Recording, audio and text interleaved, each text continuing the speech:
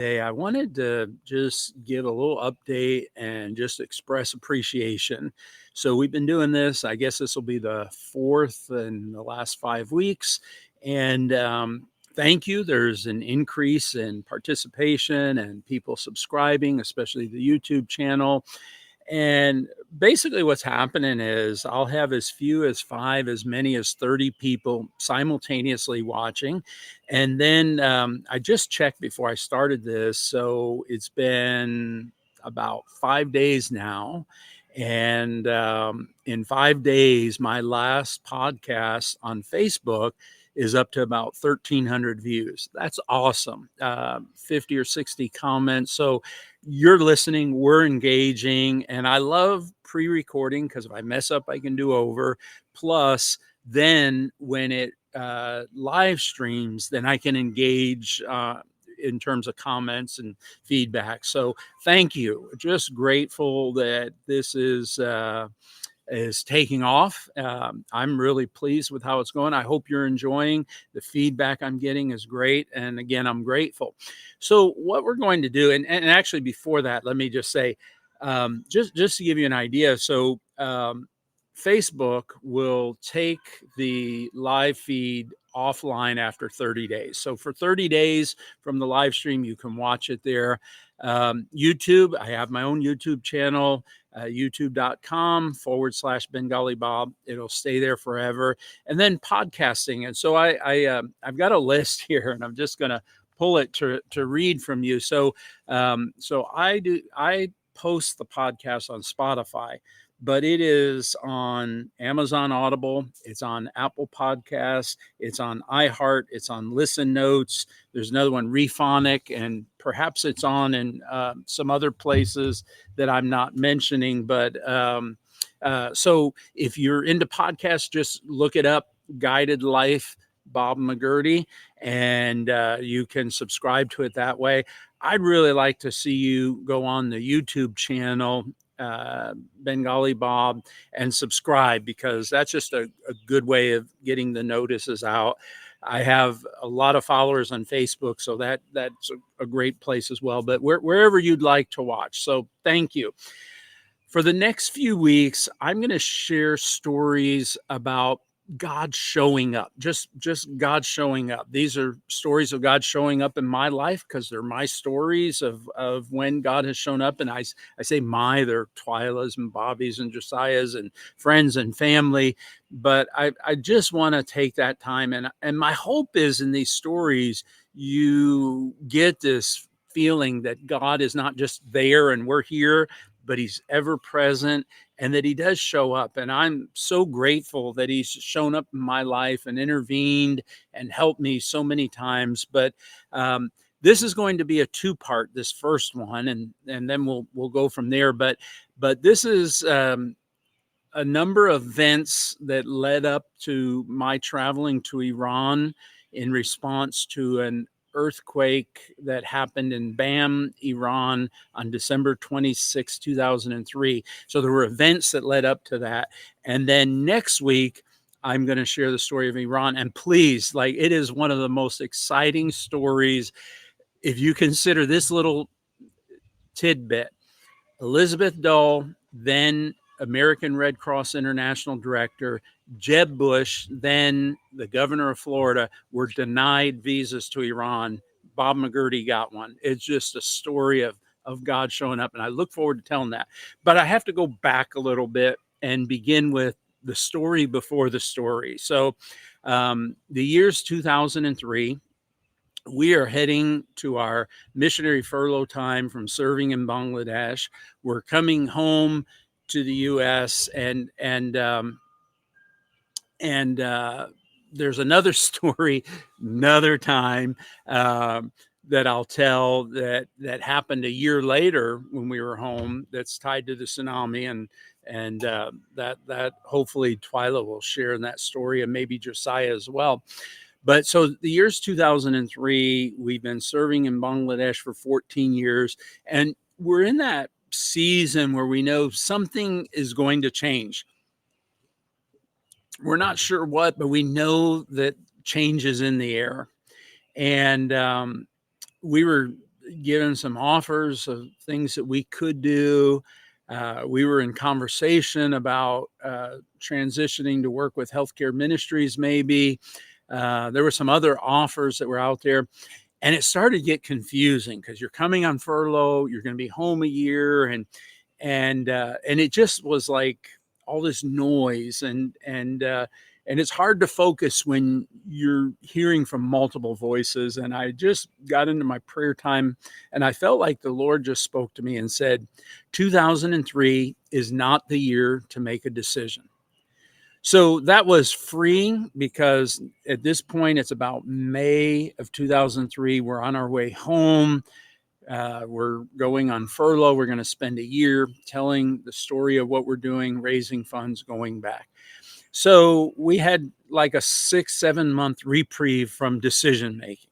So September 2003, I'm in a thrift store shopping, looking around, and I get a phone call from Joanne Butrin. Dr. Joanne Butrin was the director of healthcare ministries, and that is medical outreach arm of the Assemblies of God. And I had worked quite a bit with healthcare ministries. I had traveled with them. We hosted a bunch of teams in Bangladesh. I hosted teams in other parts of Eurasia, including Jordan and India and some other countries. But Joanne had called me, and most of you know this, but Twyla and I have a medical background. And so there's an affinity towards healthcare related type work. And so this call happens in September of 2003. And basically, Dr. Butrin said, Bob, need to talk to you. I'm here in John Bueno's office, and Brother John Bueno at that point was the World Missions Director for the Assemblies of God, AGWM. And she said, I'm sitting in his office and on his behalf, and I'm calling to ask you if you would consider becoming the director of healthcare ministries. Joanne was being promoted. She was going to be a regional director overseeing international ministries. And it was flooring to think that I would be invited to such a position. But immediately my mind was 2003 is not the year of decision making. So this is September 2003. And I said, well, Joanne, my first question, it sounds exciting. And Twyla and I love healthcare ministries. We love the work. We're looking at potential change, set all that up. But I said, when do you need a decision by?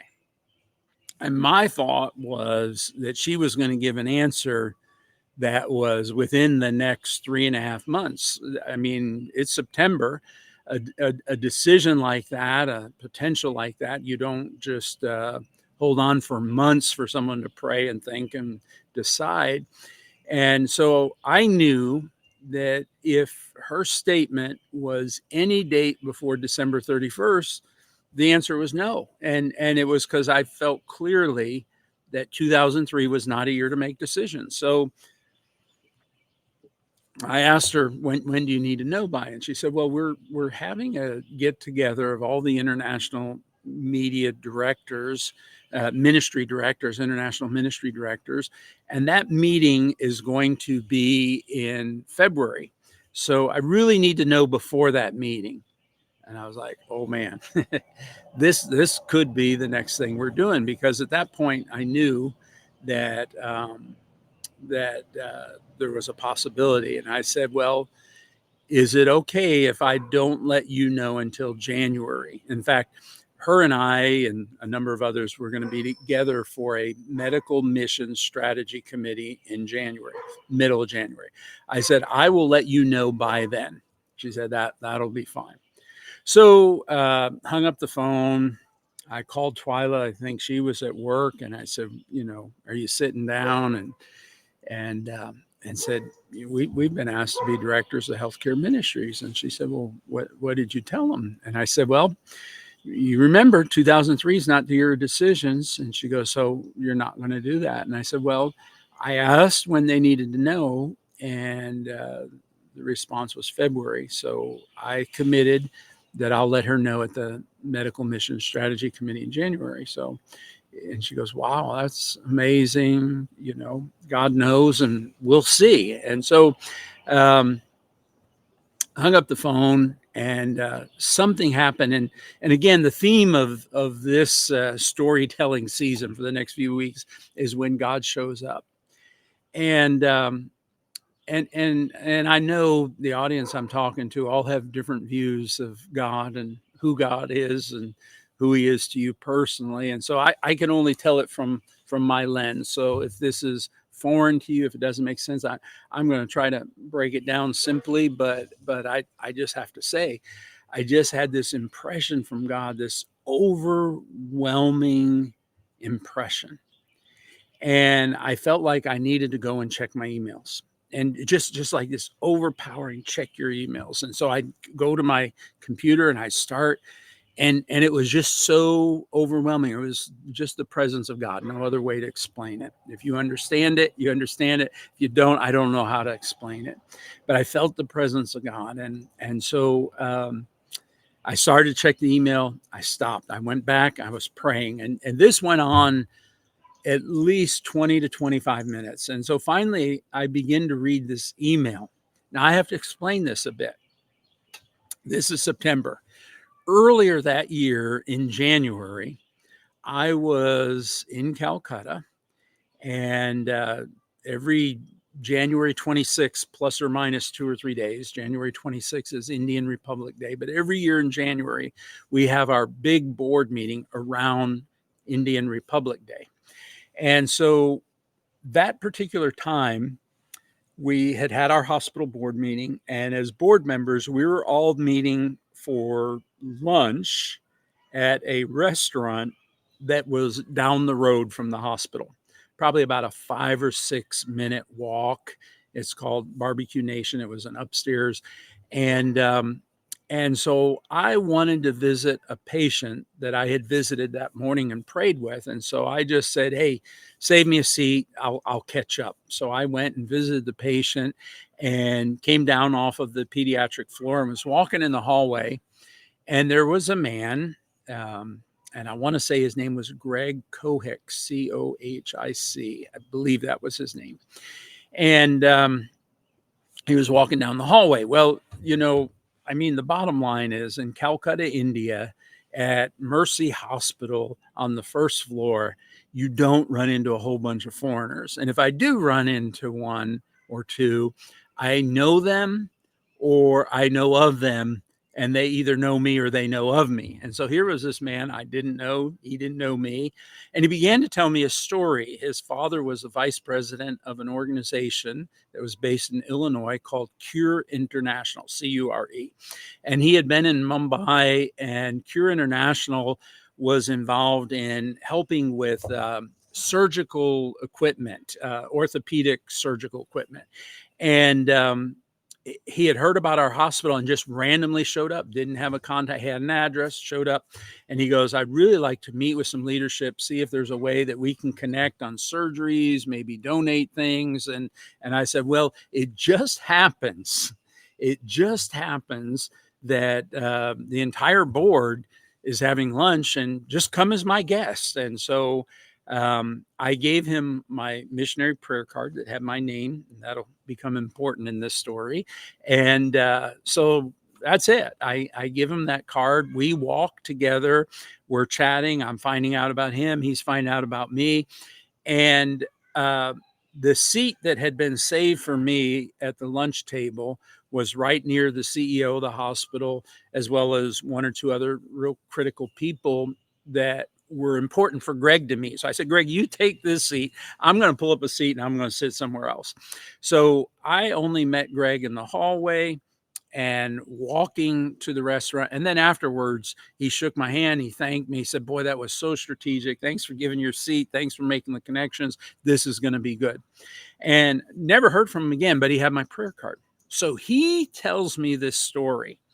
And he's telling the story of a radiator, some say, this heat unit that in his house outside of the suburbs of Chicago was not working. So he's emailing me. He has the email from my prayer card. We met one time and it was in Calcutta. We didn't have a follow-up conversation. There was no need to. He met the people he needed to meet, and he didn't give me a card. I only gave him a card.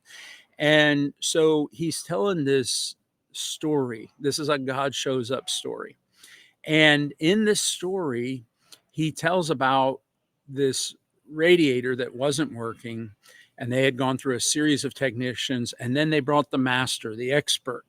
And so this guy is in the middle of fixing the radiator, and it has on it these curios, these tribal Maasai tribe little kind of curio things on top of the radiator. And this guy is asking, well, what's this? And he begins to share faith with this man. Now, this is the story behind the story, or the God show up sort of thing. The person who is fixing Greg Kohig outside of Chicago's radiator is the father of the guy he met in Calcutta. My dad is fixing his radiator, and he begins to share faith with my father. And my father's like, what the heck? And my father had more colorful language, let's just say, and was trying to figure this out, was not, of the same persuasion as me in terms of faith and belief. And this guy's sharing about God with him. And he goes, I'm talking to this guy and I'm sharing faith with him. And I'm telling him that these curios were because I grew up as a missionary kid in Africa, and we worked with the Maasai tribe, and these are Maasai. And he goes, oh, missionary, my son's a missionary. And he goes, really? Where at? He said, Bangladesh. He goes, I met a missionary from Bangladesh a couple of months ago. Hold on a minute. Let me go get his card. And so he goes up and gets my card and hands my father, who him and I were not in a good, healthy relationship at that point. And my father's name is Bob McGurty. So Greg hands Bob McGurty's prayer card. And so now let's just back up a little bit. I've been offered to be the director of healthcare ministries. I've called my wife and talked about it. I'm in this bubbly thing of something going on and feeling impressed to read an email and stopping and praying and stopping and praying. And so I just have this overwhelming presence of God. And now it's just kind of weird where the rubber meets the road. And I say, okay, God, this is wild, but what does this mean? What in the world does this mean? And I felt like the Lord impressed in my heart and said, you tell people that your ministry gift is relationships, and you need to work on your relationship with your father. And if you will work on your relationship with your dad, then I will make clear what your next steps are, what your path is, what's next. Because I'm just trying to know. And again, 2023 is not the year of decisions. So, and now I'm going to wind this up and set it up for part B. So here we are. Let's just recap this, because I know, and I'm a rabbit trail gifted person. So if it doesn't make sense to you, what I'm telling a story about is God showing up. And here's what happens is I am in 2003 getting ready to head home on furlough, having a sense that there's a change, having confusion, and hearing God say 2003 is not the year to make a decision. 3.5 months later, I'm offered a decision. I'm offered a direction that I need to make a decision on.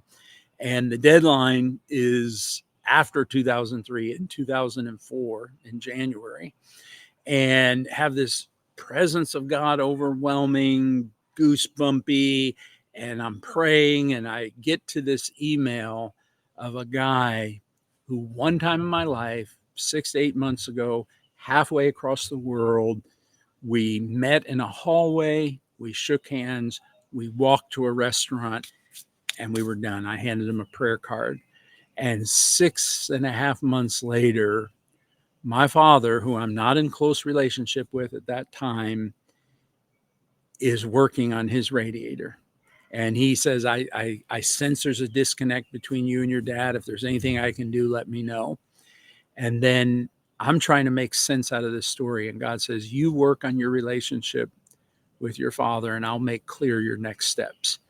And my Aunt Nancy, you know I love you if you're watching this. My Aunt Nancy's always been a bridge builder.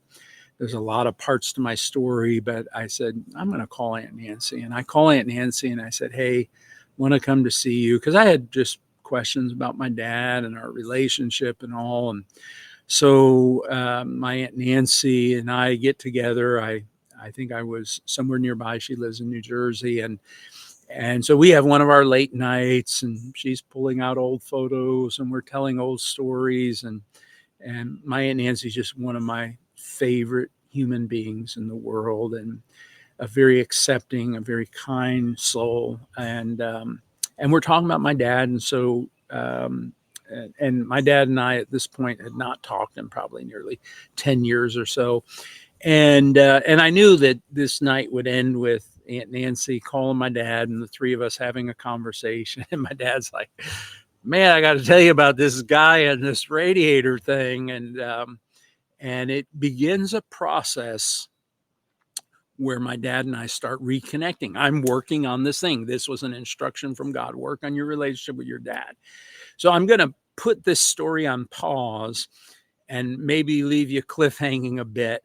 But in the next part, I'm going to show how that relationship gets clarified, how an earthquake happens in Iran, and I happen to go to Iran, and pieces come together.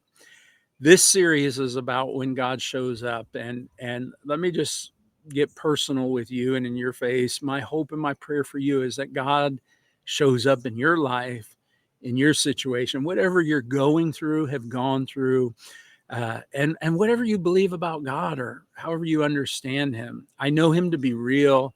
And my hope and my prayer for you is that God would just really show up in your life and help you, and that you'll find people will help you to hear from God. And so, again, the recap of this story, quite simply, is all about when God shows up. And we were in a season looking for direction, and maybe you wouldn't say that was God, that was a coincidence, but hang with me, hear more of this story. And what are the chances that some guy in Calcutta, that at that moment in the hallway I would meet and give a card to, what are the chances that 6.5 months later, my father and him would have an encounter, and my dad, Bob McGurty, by a third party, would be handed a prayer card of Bob McGurty? I don't think it's a coincidence. I think God just shows up in our lives. Love and appreciate you. Thanks for being with me today. Can't wait till next time.